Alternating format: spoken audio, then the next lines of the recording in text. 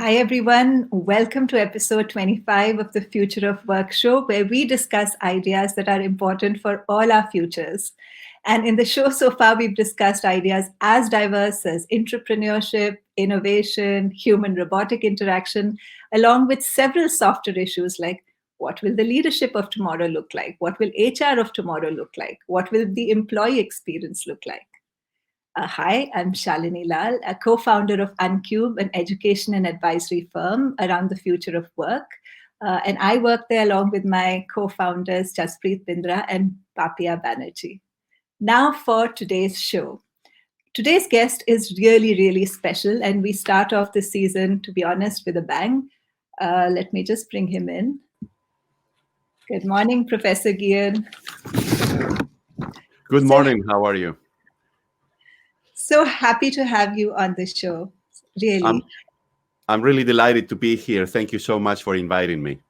No, thank you. And I must tell all of you, Professor Gian is the holder of the Zanman Endowed Professorship in International Management at the Wharton School. He received a PhD in sociology from Yale University and a doctorate in political economy from the University of Oviedo in Spain. Professor Mauro is actually considered one of the most original thinkers in the Wharton School. Professor Gian, I was in one of your classes. I had the privilege of that, and I really enjoyed the way you brought together trends from demographics, sociology, economics, and political science, and now in your book, Technology, to examine how the world we live in is going to change. Today, we're here to discuss your latest book, 2030. Professor Gian's book 2030 came out in August of last year and instantly became a bestseller. It was a Wall Street Journal bestseller and one of Financial Times best books of the year. So we are really, truly honored to have you. Thank you so much for coming on the show. I am delighted to be here. So, Professor Gian, let me just start off by asking you, what is it that motivated you to write a book about 2030? What is special about 2030? Well, what's special about that year is that, according to my calculations, we're going to be in a very different situation in the world from the point of view of population trends, from the point of view of emerging markets such as India, and also from the point of view of the widespread use of technology. But you see, you alluded to a little bit ago to a session in which I was making a presentation precisely about this kind of work a couple of years ago. And I was detecting, right, since about 7 years ago or so, that people who were attending my presentations were getting very uneasy about the future. So many things are changing in the world, so many moving parts, so many things out of whack. So I decided, in addition to making presentations about the topic, I decided about 3 years ago, let me write a book. Let me commit all of these thoughts that I had to paper, right? And let me add one thing that I think is extremely important. The year 2030 is, as I just said, not just a coincidence. I think, according to my forecasts, that's when things are going to happen. But of course, we're going through a big pandemic, and the big question is, how is that pandemic going to be affecting those population trends, those technological trends, and those trends in emerging markets? And look, my take on it is that it's going to accelerate the future. It's going to accelerate all of these changes. And so, instead of being the year 2030 now, when we're going to be in a very different situation, I think it may actually happen maybe a year earlier or maybe 2 years. So perhaps now the title of the book should be 2028, okay? Because once again, the future is now arriving much faster, which of course means we have to prepare for this also much, much faster than before. You know, one of the sentences in your book, and I'm just going to quote, you say that the world as we know it will irretrievably evanesce at some point during our lifetime, and most likely within 10 years. So can you share what are the different ways in which you expect our lives and the world we live in to change by 2030? Yes, so in the book, I cover different kinds of trends, but they all come under one of the following three categories, right? So there are population trends. And look, we're going to be, by the year 2030, in a situation in which we're going to have more grandparents than grandchildren. So this is going to happen first in Japan, then in China, then Europe, the United States, and very soon thereafter also in India, right? And the reason is twofold. So on the one hand, we're having fewer babies as time goes by, and on the other, we're living longer and longer and longer. So if you put the two things together, each generation now is smaller, and the people who have already been born are living longer. So we're going to have in India, for example, 25, 30%, even more than that, of the population and above the age of 60. So that segment is going to become the biggest segment in the market. That's one change, population change. Another big change is the role of women, and we're going to talk more about that later. But also by the year 2030, we're going to see that women will play a much more important role in the world, in the society, in the economy, and I think perhaps also in politics, we shall see. Now, another big change, emerging markets. So for the longest time, Europe and the United States have been the largest consumer markets in the world. Every company has been making decisions in terms of that consumer, right? Every brand in the world has had the American consumer, for example, in mind for the last 50 years. But now China and then India will become bigger. So brands will start paying more attention to the Chinese consumer and shortly thereafter to the Indian consumer than to the European or American consumer because there's going to be more of them. It's as simple as that, right? And then lastly, the book also covers technological trends. Now, we're all using these platforms now to communicate like right now. So we can see that the pandemic has accelerated the use of technology. But it's not just these digital platforms. It's not just how we shop or how we work. It's also big data, artificial intelligence, automation, right? I could lose my job because perhaps many introductory classes will be taught by a computer in the future. And not only that, we also have nanotechnologies, which is new materials, right? 3D printing. We have all of these things that I think are going to converge over the next few years and are going to create a very, very technologically driven economy. And it's going to change our lives. When I read your book, by the way, I absolutely loved the book. And I was so fascinated by how much change business leaders are going to have to work with. So I was wondering if you have any thoughts for business leaders in particular. How can they prepare for a world where there are so many trends which are colliding, as you say, and coming together to create a world that looks nothing like anything we've seen in the past?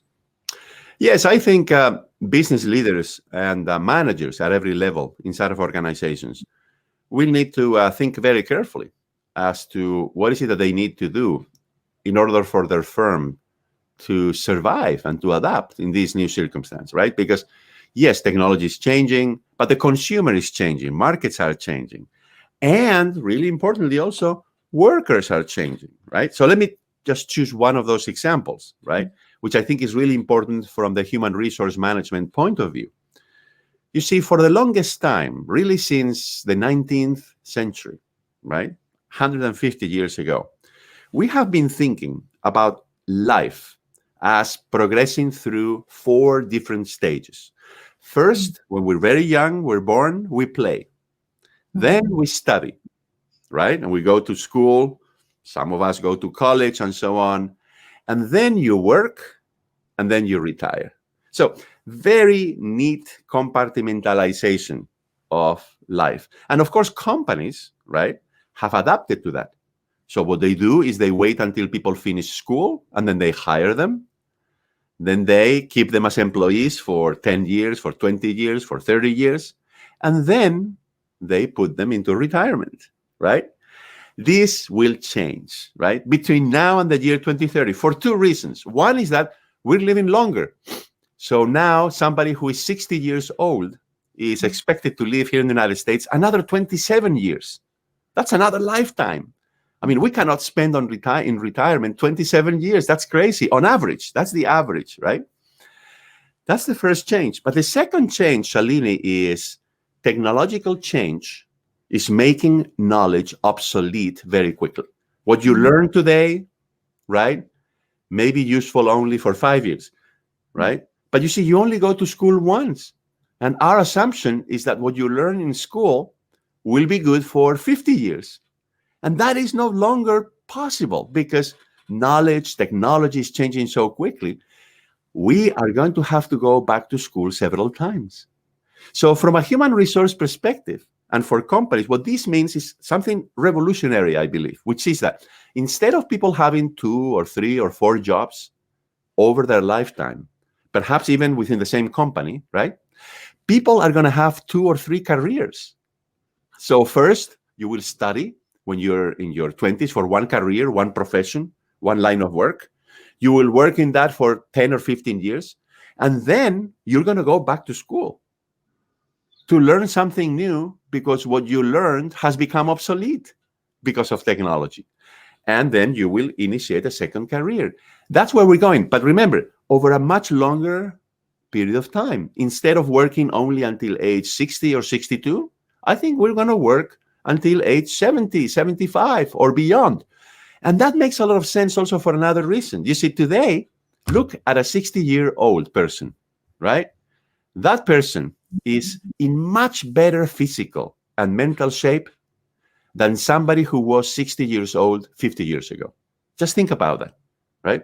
Today, we stay in perfect physical and mental shape for a much longer period of time. So I think, and with this, I will end my comment, we need to revisit that concept of old and young, right?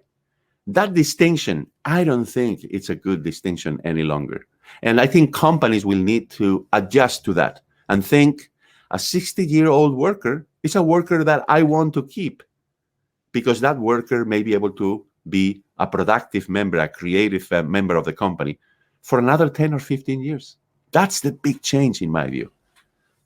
Do you think this is going to be easy, though, Professor Gain? I can understand, it being a little bit easier for people who are just entering the workforce and therefore are entering, with the understanding that any job that they take is for a period of time and that period of time is getting perhaps shorter and shorter. And, the sort of entering the workforce with the mental model that careers will have to be built in different steps, so to say. And at each step, you take it one step at a time and see what's emerging and then build your next step and so on.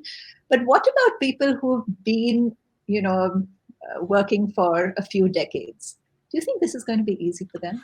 Yes. So as always, people who maybe like yourself and myself who are caught in the middle of this process of change, we will have perhaps a little bit more difficulty adapting to the new system. And especially people who perhaps, they turn 50 or 55 and they see that their company disappears because of technological disruption or that there's fewer jobs. And I think that's a mistake that we have made in Europe and the United States over the last 20 years. I think many of the political conflicts that we have now is because precisely that age group that you're referring to has left, is feeling that they're being left behind, right? So I think that's a really important point for the future. We need to make sure that everybody's on board and that especially those people in their 50s, in their early 60s, have the resources available to reinvent themselves. We need to take care of them, right? But the younger generation, I think the younger generation is already thinking that this is going to happen, right? And that, luckily, now we have e-learning technologies. We have virtual classrooms. We have virtual universities. So it's going to be easier to help people go back to school, right? When they are 35 or when they are, let's say, 45 or 50. So I think precisely these new technologies that we have now for learning are going to facilitate the process. So in other words, that people won't have to go back into a student dormitory, right? But they will be able to acquire new skills, to find a new profession, a new line of work by learning from their home. Right? One of the things you speak about in your book, in this chapter of how do we prepare for the future, is the different mindsets and skills which this whole process is going to take. And you speak about quite a few, and some of them like lateral thinking, learning how to connect the dots, learning how to experiment, to learn something. all of these are also relatively new for many of us who've been working for a while. So how would you suggest people who are, say, mid-career, or maybe even beyond, maybe in their 60s, 50s, and beyond, to learn some of these skills that perhaps they were never considered important for all these years? Yeah, that's a great question, Shalini. And in the book, especially in the last chapter, I provide a step-by-step guide as to how to adjust. But let me summarize it here with 3 points, right? So the first one, it's all about the mindset. We need to come to terms with the reality that things are changing. We need to accept that change, right? Denial or blaming things on fake news, that gets you nowhere, right? Because reality is very stubborn, right? And I think we all see that things are changing. Things are changing in India, things are changing in China, things are changing here in the United States too. So the first step has to be to recognize that there's change. We have to mentally adjust to that. Because if we deny that there's change, or if we start arguing with ourselves, oh, I'm already 50 or 55, that's not going to be affecting me, that's a big mistake, right? Because these changes are going to happen. They're going to happen very fast. That's the first point. The second point is, as we were commenting earlier, the changes are very multidimensional. They're very diverse kinds of things, right? So there's Yeah. things about population, about the economy, about technology. All sorts of trends are underway. So the most important skill that we can deploy in that situation is to connect the dots, right? That's a lateral thinking. So we need to understand how each of these different things are related to one another, because that's what's going on. What's going on is that, I think we all recognize that there's fewer babies out there. We all recognize that women are doing better. We all recognize that emerging markets are growing. We all recognize that technology is taking over the world. But we have to put all of those things together in our heads, right? Okay. So connecting the dots is extremely important, right? And then number 3, which I always emphasize, is then you need to make a decision. You need to act, right? You cannot just be passive and not do anything.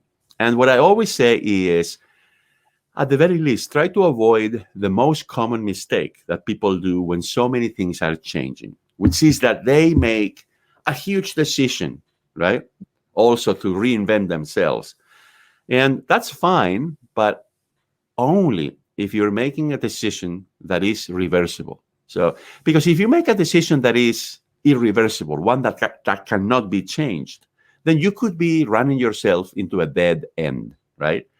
Because again, you don't know for sure what the future will bring.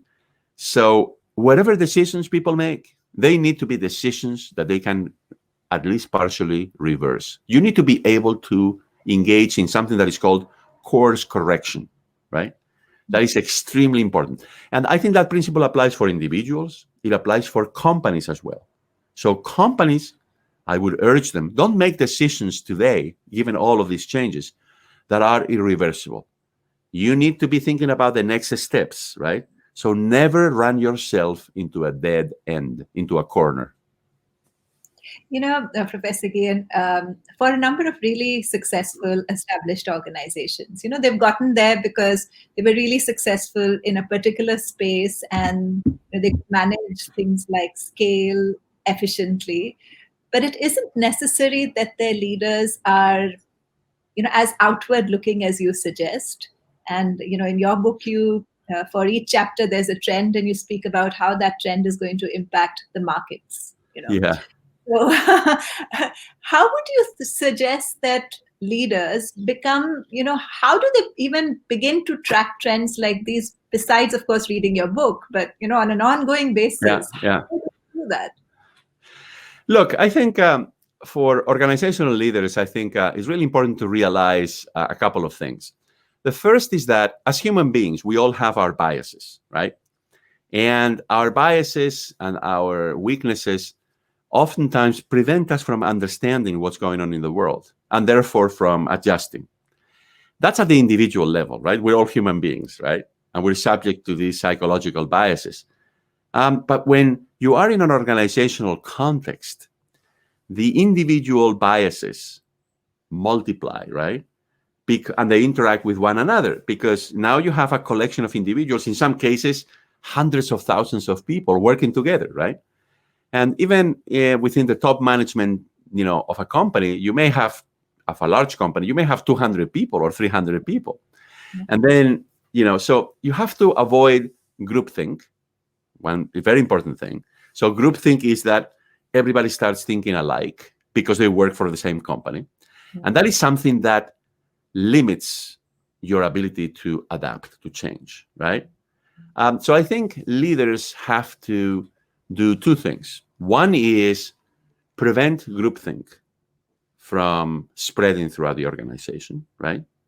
That's number one. And number two, send a very clear signal that change is on the way, right?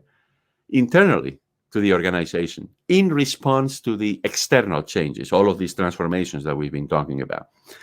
If people inside of the company don't hear that from the leaders, they're less likely to adjust themselves. So I think it's really important, once again, to avoid groupthink. And number two, for organizational leaders to send a very clear message from the top. Wonderful. I think both are very, very valid and very good ways to have a diverse conversation at a senior level. So to be outward looking, communicate the fact that there is change which is coming at a scale which we haven't ever experienced, and for which many organizations may not be ready, and have those conversations which bring in those diverse viewpoints. We have a lot of comments and views, and I'm just going to read out some of them. Interestingly enough, all the change is imminent. A lot of business leaders seem to be stuck in their old ways. Yeah, probably. Papia, hi, good to see you here. Great to be part of this chat, Professor. What do you see as trends for environment and sustainability? Okay, that's a great question. And let me just add one thing about the first comment that you mentioned, that yes, leaders tend to get stuck. Because again, I mean, we're human beings at the end of the day. And when you put a lot of human beings inside of an organization, then they behave like human beings. And, we try to preserve or try to cling to that past, which we really enjoyed when we were successful. And we tend to be thinking, oh, yes, there's this big disruption. How can we go back to where we were before when we were so successful? And it's impossible to go back, right? I mean, this is my message. You cannot turn the clock of history back. There's only one way, and it's forward. And you always have to be forward-looking. And if anybody promises you that you can go back to the good old days, that's not going to happen, right? That is just simply not going to happen. So to the question about sustainability, I think this is becoming a very pressing issue in several ways, not just, for example, in terms of the environment, in terms of climate change, in terms of the quality of water, and so on and so forth, but also sustainability more broadly defined of businesses, right? The long-term financial sustainability of a business, the fact that companies should be taking care of the talent that they have, right? And should always be looking forward to acquiring new talent, because especially in this rapidly changing world, you will need different kinds of talent inside of your company, right? Inside of your organization. And then lastly, I think sustainability in society, in the sense of this big problem that we have right now, which is rising inequality, which the pandemic is only exacerbating. And I think we have not yet created the conditions for a sustainable economy and society in which we don't have so many people who feel that they've been left behind. As you know, inequality has been rising around the world for the last 20 or 30 years. And I think it's already at extremely high levels, but the trend continues, and the pandemic has only made matters worse. So I think it's very important to think about sustainability in all of those ways, right? So there's the environmental sustainability.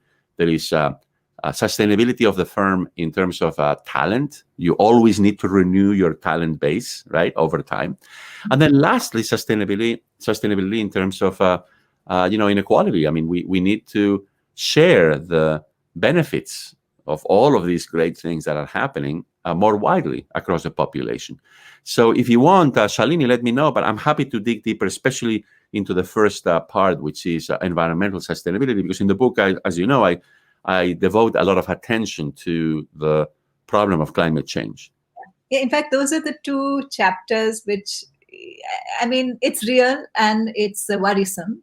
The rising inequality and the fact that this trend is likely to continue, and you speak about that and what its implications are going to be on, how some of the great stuff which might happen over the next decade will not actually be shared by everyone, but might be available to a Yeah, small yeah. number. And, if you allow me to put the two topics together, some parts of the world will be more severely affected by climate change than others.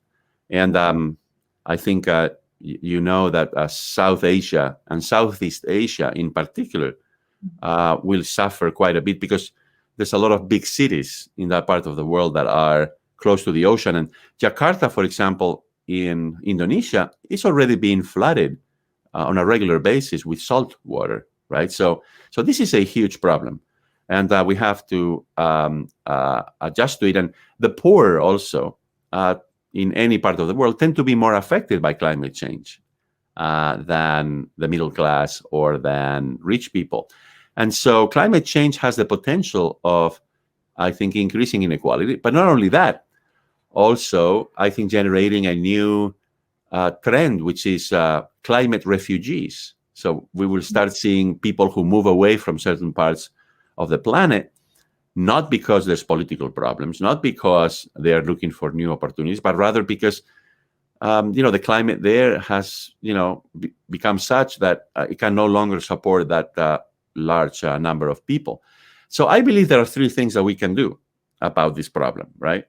And I really want to emphasize the third, but let me tell you about number one and number two. Number one is, of course, very straightforward. We need to invest in technology. We need to innovate. And I think there's a good chance over the next 10 years that we will see technological breakthroughs, for example, in the energy field, that will help us become less carbon dependent, right? I think there's also going to be huge breakthroughs in terms of the materials that we use so that we can avoid plastic contamination, which, as you know, is a huge problem right now, right? That we're contaminating lakes, we're contaminating rivers, we're contaminating the oceans with plastic, so much so that now when we eat fish, we know that there's a tiny amount of plastic inside of that fish, right? So it ends up, getting into our own bodies. The second thing is collaboration among governments. And here I think we have to blame the United States and the Trump administration over the last 4 years for having, destroyed, I think, those mechanisms that we had in place for collaboration. And as you know, yesterday a new president was inaugurated, and he has immediately brought the U.S. back into one of the most important agreements, which is the Paris Climate Accord. So that's a step in the right direction. But we need to, from now on, governments to collaborate with one another. I think they have not been collaborating that much because this is a global problem. We're all on the same boat. But the most important thing is something that Shalini and I we can do, right? As individuals and in our communities, which is we need to be less wasteful. We have become very wasteful consumers, right? We buy many things that we only use once. We don't finish all of the food on our plate. Even worse, we buy food and we let it go bad in our refrigerator or in our kitchen. We buy, cans of food and, we buy too many of them and then we don't finish them by the time they expire. So according to the U.S. Department of Agriculture, here in the U.S., we waste 30% of the food that reaches the consumer. And agriculture, by the way, is the biggest contributor to carbon emissions, right? Because production of food is very carbon intensive and energy intensive. And also you have the transportation of that food. So in addition to our scientists and our engineers and our entrepreneurs coming up with great ideas as to how to address this problem, and in addition to governments collaborating, I think it is incumbent upon each of us as individuals to also do our fair share here. And we need to consume not necessarily less, but we need to be smarter as to how we consume. And we need to avoid wasting so much. And I think if we, each of us, could be at least half as wasteful as we are, that could make a big difference in terms of climate change, a very big difference. Professor Gian, despite the title of your chapter, that cities drown first, your tone in the whole book is fairly optimistic. Um, is it genuinely so, or do you believe that climate change, is one of those problems that by the time we get to it, we might be too late? Just curious. Well, I think, as you said at the beginning, the clock is ticking in so many different ways. But what I think is very clear is that it's ticking in terms of climate change. Because, as you know, most scientists agree that at some point in the next 15 years or so, maybe 20, we will reach the so-called point of no return, right? Where it's going to be just very, very difficult to reverse the warming of the planet. And by the way, it's also the warming of the oceans, because the oceans, as you know, most of the surface of the Earth is covered by water, more than 70%. And the oceans play a very important role in regulating overall temperature in the world. But the oceans are warming, and this is a serious problem. So yes, I mean, we need to act faster than we've been acting. But once again, we don't want to kill the economy. We want to give young people the opportunity to have a good life. We want to continue enjoying life. So I'm optimistic because I think we can accomplish both things. We can continue to enjoy life, but at the same time adjust to this. If only, we were able to bring ourselves to the challenge, right up to the challenge of dealing with it as individuals. And of course, again, we need technology and we need governments to also play their role. But each of us, it is within our power to make a difference. And I think we need to change as consumers. Yeah, I mean, very, very well said. Um, it sounds like there's a policy wide revolution to create lifelong learning expectations for people and business alike.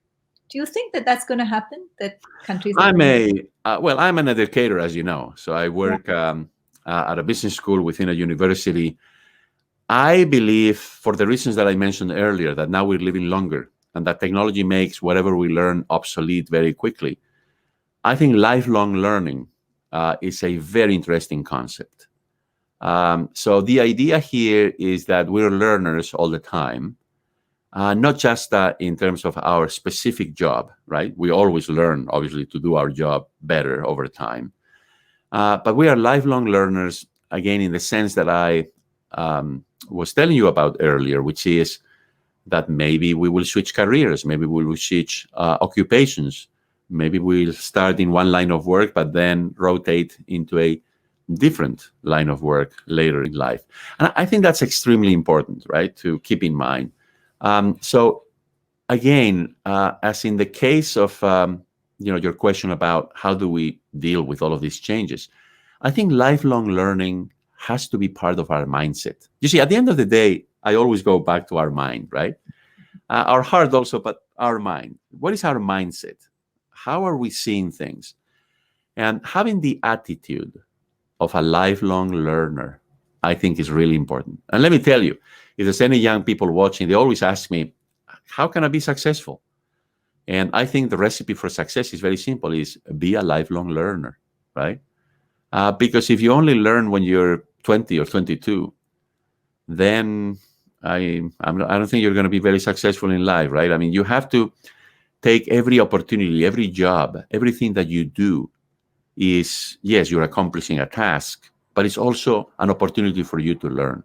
That, I think, is the attitude that we need to have. So I see a very bright future for lifelong learning. And again, I think these technology platforms, such as the one that we're using right now, I think will be very, very useful in the future in terms of bringing lifelong learning to millions of people around the world, in terms of enabling people to become better at what they do, right? Because from the comfort of our home or as you're on the bus or on the train commuting to work, you could actually be learning on your phone, right? Using one of these platforms. Sonali, hi Sonali. Eye opener. Let's prepare ourselves. Let's learn every single day of our lives. Thank you for such futuristic and useful insights. Nice. Then there's a comment that there's a need to reassess the concept of expertise and how HR managers employ people in their second or third careers. And I think that's a really good observation because so far our ways of filling positions as HR professionals has been to look for people who've done something similar in a similar kind of organization. Yeah, But yeah. just wondering, what are your thoughts on that? Yeah, no, absolutely. I think this is a great comment from somebody in the audience. And let me take the argument one step further, okay? Which is, you see, there's always been a problem that educational institutions, such as schools or universities, and also human resource departments at companies have faced, right? Which is that you're hiring today, but you want to hire for the next 10 or 20 years, right? So you're making decisions today as to how to educate people, but you should be educating them not for today's jobs, but rather for the jobs or for the economy that will exist 10 years down the road, 20 years down the road. So that time-related lag, right? It's like the jet lag, right? So that lag there is just very difficult to overcome, because how can you plan, right? How can a country have an education policy? How can a company have a human resource plan if, today you have to make decisions about things that you still don't know how they're going to be unfolding into the future? And that's why I think we're going to have to be so much more flexible. And we're going to have to ask both companies and employees to follow this lifelong learning concept to its ultimate consequences, in the sense that, for employees, it's not like, oh, I got the job, so now I can relax, right? Because I already got a job at this fantastic company. I know I can get promoted, and but maybe the promotion ladder will change because, the market is changing, or because technology is changing, right? And the same goes for companies. I think companies have always been thinking that you hire the employee and that's it. Maybe you send the employee every now and then to some kind of a course, for a couple of days. But I think that, again, that mindset has to change. So I really, really agree with the person who entered that comment into the chat. Jaspreet, hi, nice to see you there. Jaspreet says, I think that the individuals are ready for the multi-career life. It is the companies which are not. Wonder what you think about that. Yes, well, I'm happy to see that this person is optimistic about people already thinking about multi-career. I think there are, especially more young people who are becoming aware of that, but I don't think that's the case with people in their 30s or 40s or 50s yet. But I completely agree with companies. So companies, I don't think have changed their perspective yet. And I think the most clear manifestation of that problem is that companies, once a worker turns 55 or 60, they start looking for ways to get rid of that worker, right? They don't want to invest in that worker anymore. They don't send that worker to a retraining program. They don't, promote that worker. They just, write that worker off, right? Literally, right? That's what they do. And as you know, and this happens, of course, very clearly in Europe, but also in other parts of the world, they look for ways to retire that worker, to put that worker into retirement, right? Oftentimes with the help of the government, right? Because the government provides the pensions, right? So I think that is the clearest manifestation of this problem, that companies have not changed yet, right? And look, here's the point about this example. A worker who's 55, who's 60, who remains in good physical and mental shape, and these days, more and more people at that age are perfectly capable of continuing working. That worker has a big asset, which is experience, right? And when you get rid of a worker just because he or she has turned 55, 60, 65, you are losing the experience that that worker has acquired. And I'm not talking experience in terms of the knowledge, but experience in terms of knowing what to do when something goes wrong, experience in relating to others, experience in, working inside of the organization. And I think that's extremely valuable. So the new mindset should be to try to help that person acquire new skills if that's needed, and by all means try to take advantage of the creativity and the productivity of that person. You speak a lot in your book about how the world is getting more gray because, as you said, we are headed to a time when they're going to be more grandparents than grandchildren. Do you think longer lifespans and what the fact that so many people are going to be growing older but very healthy and with very sharp minds is likely to start some of these changes? Because you're Yeah, right.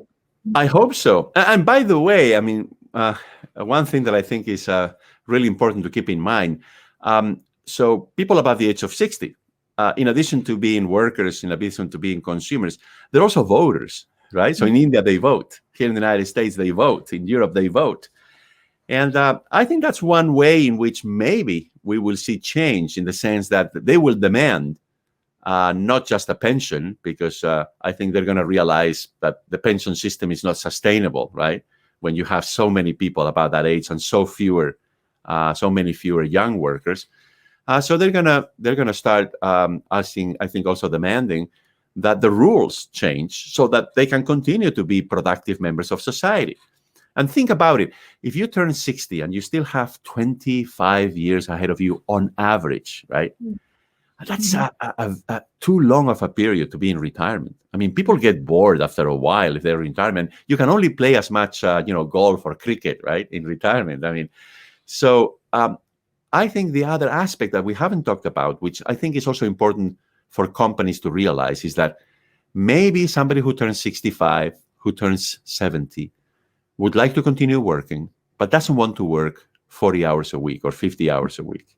They want a more flexible arrangement. Maybe they want to work only 2 days a week, or they want to work only 4 hours a day, right? And I think with new technology, we can make that happen. I think there's more flexibility that this technology allows us. So I think companies also need to learn how to use more workers, especially above the age of 60, on a part-time basis. Because I bet you there are a lot of people out there who would say, I don't like the two extremes. People who are age 60, 65, they don't like the two extremes. They don't like the extreme of continuing to work full-time, and they don't like the extreme of going into retirement. They want something in between. So I believe that, for example, now remote work, right, with all of these platforms, may provide us with an opportunity to have a lot of people above that age working on a part-time basis. So I think companies also need to change. They need to become so much more flexible, so much more willing to consider alternative models of work. So one of the things I really wanted to ask you about, because one of the trends in your book, which I was very happy about, was your prediction that by 2030, women will own more than half the world's wealth. Yeah. What do you think are going to be the implications of this for a society or for business? Yes, there's going to be many implications. And just to make sure that we're all on the same page here, there are two reasons why women will come to own more than half of the wealth in the world, more than half of the net worth. The first one is that women themselves are pursuing their careers now. They have studied, as you know, in many countries in the world, you already have more women going to college than men, right? So they make their own money. And also women on average tend to make better decisions about how to invest their savings than men, right? Because they have a longer time horizon and they don't change their investments too frequently. They use all of the right rules, whereas men tend to make all of the mistakes when it comes to managing their money, right? So that's one reason. The other reason is going back to population trends, is that, as you know, women tend to live longer than men on average. By 5 or 6 years, for example, here in the United States. In India, I believe it's by 4 or 5 years as well. And so not only they have more time to accumulate money, and by the way, also women tend to remain in better physical shape and mental shape than men for a longer period of time, but also they're more likely to inherit, right, from their husbands, for example. So the point that I'm trying to make here is that this process of wealth accumulation by women is not going to stop. This is going to continue. And I see two very important consequences. So one is that markets are going to change because women place a different emphasis, for example, on consumption. If they have more money, more wealth available to them, I think consumer markets are going to change because women tend to prefer to spend more money on certain things. For example, education, healthcare, insurance, more so than men. And by the way, not just to their own benefit, but also to the benefit of their children and their grandchildren, or even their parents, right, when it comes to health. But also, as I just mentioned, women save in a different way. They invest their savings in a different way. So that's also going to change financial markets, right? That's another very big implication. And then lastly, I think, you know, um, we're going to see more progress in terms of women being promoted inside of companies. As you know, we're still in a situation in which, in every country in the world, you have more men among the top management of companies than women. If you take a look at the boards of directors talking about corporate governance, you also see that women are underrepresented. And so, in other words, there's still discrimination. There's still this idea that, oh, there's enough men who can do that. So, we prefer the men over the women. But that is slowly changing. I think attitudes about women's careers and about the contributions that women can make at companies are changing. They're not changing fast enough. I agree with that. But I think they are changing. So that's another major implication. I think that in a few years, we're going to see so many more companies in the world with a female CEO, with more women on the board. I think we're going to start seeing that. And I think it's a very, very positive change. Yeah, and I think this will probably be the first time in human history when women will own more than half the world's wealth. Yeah, it will be the first time. Well, I should say for sure in the last 4,000 years, right? Because remember, if you go way back, anthropologists and archaeologists have unearthed evidence, right, of at least some societies in the world, some sedentary societies, devoted to agriculture, where the division of labor between men and women was not the one that we've come to have, right?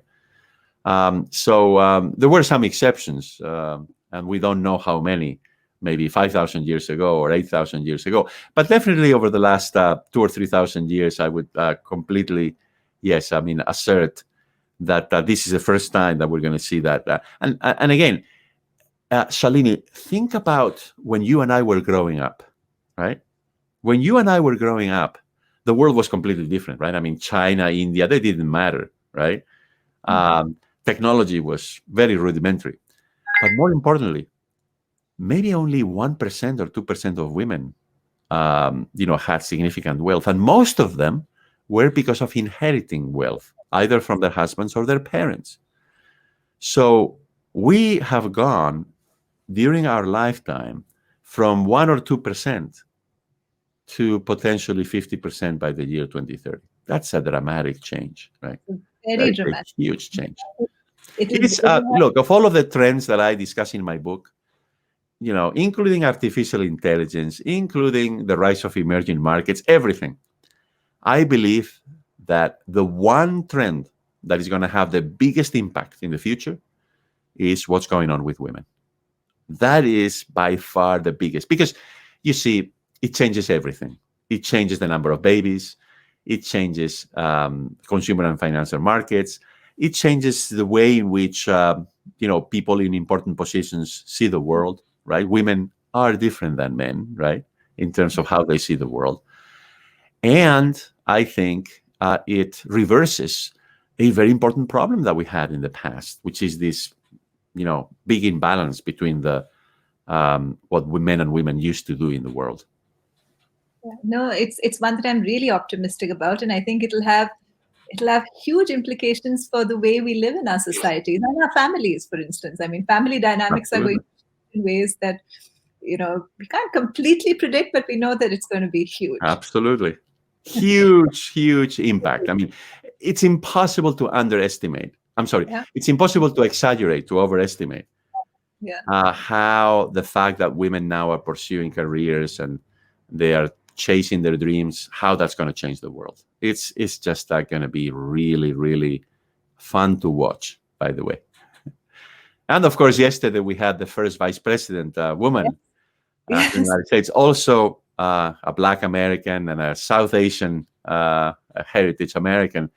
So many firsts there. But I think, since we're on this topic, the fact that is the first vice president who's a woman, it's really important, right? yeah, yeah. No, I think that's one I'm really, really excited about, amongst many which are actually quite worrisome. The trends that you speak about. So, Professor Gill, you've always spoken about demographics being such an important indicator of where the future is headed. And to be honest, that's not a very, that's a different perspective from perhaps the more common perspectives about, let's look at the economy, let's look at technology trends. So, do you want to speak a little bit about what you're predicting in terms of the demographic trends that are going to shape the world in Yeah. 2030? Yeah. So we've already talked about two of them.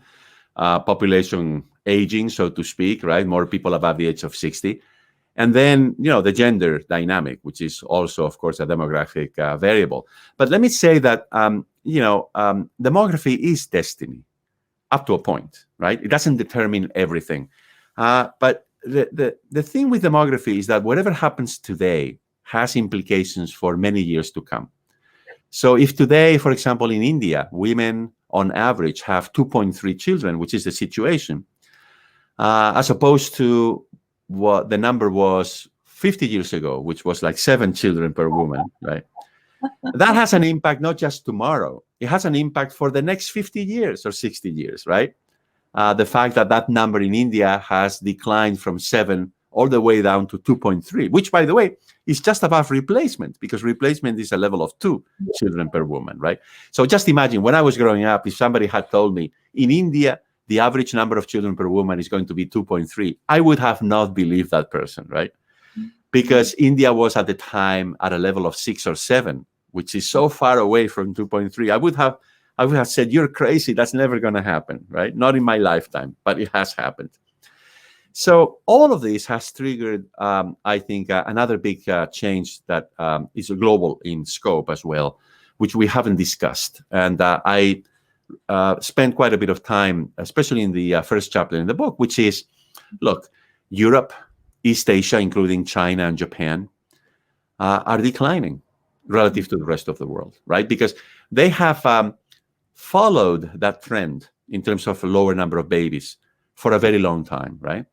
And also close behind is the United States and Latin America. So as a result, what we're going to see in the next 10 years is that, well, India is going to become the biggest country, right, in terms of population. South Asia is going to become more important than East Asia. And then the other big change that we haven't talked about, Africa, right? Especially Sub-Saharan Africa. Sub-Saharan Africa, by the year 2030, is going to become the second biggest region in the world by population after South Asia. So number one is going to be South Asia. So India, Bangladesh, Pakistan, Sri Lanka, all of those countries there. That's going to be number one in terms of population. Number two is going to be Africa, because Sub-Saharan Africa will become bigger in population than East Asia, than China, Japan, Korea, Vietnam, and so on. And that is going to change everything in the world. We used to ignore Africa, if you remember, right? But now we can no longer ignore it because it's becoming so big. So for better or worse, Africa will be a central part of the economy in the world. And I'm hoping that it will be for better. Africa is changing very fast. As you know, a middle class is emerging in the cities. They're using phones. They have mobile payments, like one of the pioneering parts of the world. Their economies in Africa are growing. This is all extremely important.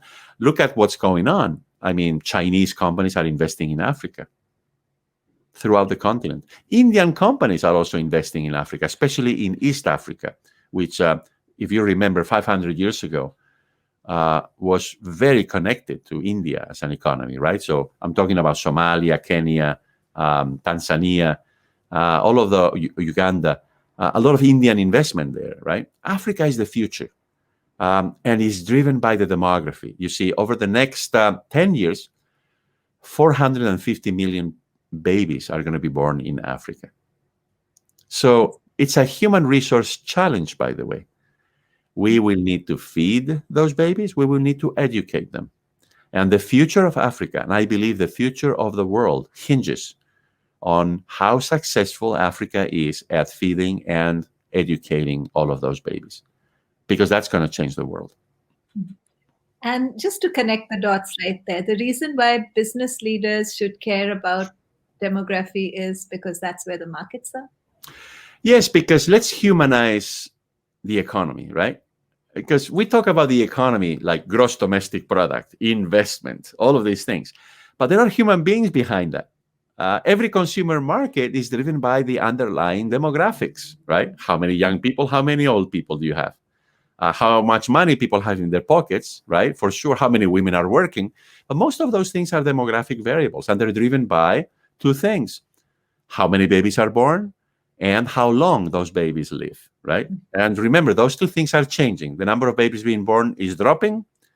The number of years that we live on average is increasing. So those are demographic variables, and they affect every consumer market. They affect every financial market. You see, the reason why I'm always very bullish about India is because India has a relatively young population, right? Compared to China, for example. I'm less optimistic about China in the very long run, because I think they're going to have trouble adjusting to a very, very rapidly changing population composition, right? So every financial market, every consumer market is about people. And so we need to understand demographics. And, the most obvious example is marketing. How can you do marketing without understanding the population? It's impossible, right? Because the population is the consumer. No, I love that part. I love that both in the book and, in the course that you teach, this whole conversation around follow the babies, as you say, to see where the economy is going to be tomorrow, and therefore what is it that businesses need to focus on. Yeah. We have a lot of comments. I'm just going to take a few of them. Vivek Tripathi says, with the focus on skills, the focus on experience, composure, judgment is going down. Do you think that's true? Well, I am not an expert in that area. But I think we need to understand, if the comment is about young people, for example, I think we need to understand that every generation is different, right? So we cannot, so I'm a parent, I have children. I cannot look at my children through my own eyes. I cannot assume that they are seeing the world in the same way that I saw it when I was a child, or that I see it today, right? I think it's very important for us to put ourselves in the shoes of that younger generation, right? And try to look at the world through their eyes, right? In other words, I'm trying to say that people in our generation, Shalini, we should try to behave as millennials, right? Or we should try to understand the world through their eyes, because they are the future. We're not we're the future also, but we are also less the so, future. right? Younger people are really the future. And look, they were born in a very different moment. That's why their generation is different. But not only that, they're facing different challenges and also enjoying different opportunities than the ones that we faced. So we need to understand that. And unless we understand that, then we're always going to see that they're different than us. Of course they are, right? But going back to the question, I think it's also a matter of education, and it's a matter of lifelong learning as well, right? So as human beings, we also need to adjust to one another, and we need to be, polite, and we need to be understanding, and we need to be able, as I just said, to put ourselves in the situation of the other person, even if that person is very different from us, and to try to see the world through their eyes. And that way we can cooperate. That way we can collaborate. That way we can get things done. And by the way, this is very important inside of organizations. Remember the movie, The Intern, with Robert De Niro. And Jane Hathaway, right? Amazing movie about this retiree who goes back to work, right? And that's where you see this you know clash of generational perspectives, right? It's really important, I think, for different generations to try to understand one another, especially, and this is really, really important. You see, in the past, we used to have maybe three generations of people living together at one point, right? But now, because people live longer, now we have four or five generations living together at the same time. So it's actually more confusing and more complicated, right? So that's another implication of the fact that people on average are living to age 80 as opposed to age 50. You have another generation and a half there in the mix at any one point in time. That makes a big difference. It's so fascinating. But I do realize we are on the hour. So just want to ask you any last thoughts that you'd like everyone watching to leave with? I would just leave them with something that you've mentioned, optimism, right? I think optimism is, realistic optimism, right? I mean, not optimism just for the sake of being an optimist. So, realistic, well grounded optimism. Look, this is a world of opportunity.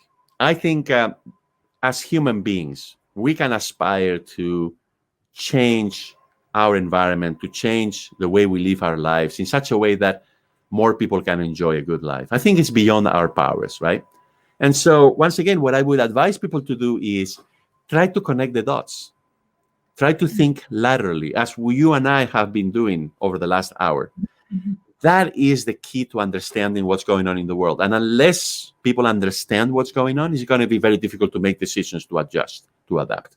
So, lateral thinking, connecting the dots, open yourself up to all of these changes that are going on in the world. I think one can be a realistic optimist. So well said. I mean, that whole stream is present throughout your book. The whole optimism, even when you speak about trends that are actually very hard to feel optimistic about. So thank you, Professor Guillen. That was wonderful. It was such an interesting conversation, and I know we could just go on for a long, long time. But I am mindful of the fact that we're on the hour. So thank you so much. I'm sure all our viewers really enjoyed everything that you shared. It was a very different perspective. I love the way you bring together, demographics, sociology, economy, emerging technology, politics, and you bring it all together to give your view of what the world will look like in 2030. And true to form, it's a very optimistic view of what the world will look like. So thank you so much. Thank you so much, Salini, for inviting me. It's been a pleasure. Thank you. So, ah, So I hope you really enjoyed the show today. And if you did, please feel free to share it on your page, like, comment, and share. And if you want to take a look at any of our past episodes, you just need to visit Uncube's site and you'll see the past 24 episodes. The next episode is on Thursday, and our guest is Professor Vijay Kumar, who's the author of 101 Design Methods. And we're going to speak about innovation and where does design thinking and innovation come together and where are they different. So if you're interested in preparing for the future and some of the skills and ideas that will be helpful, do make sure you join in. Thank you. That's it for now.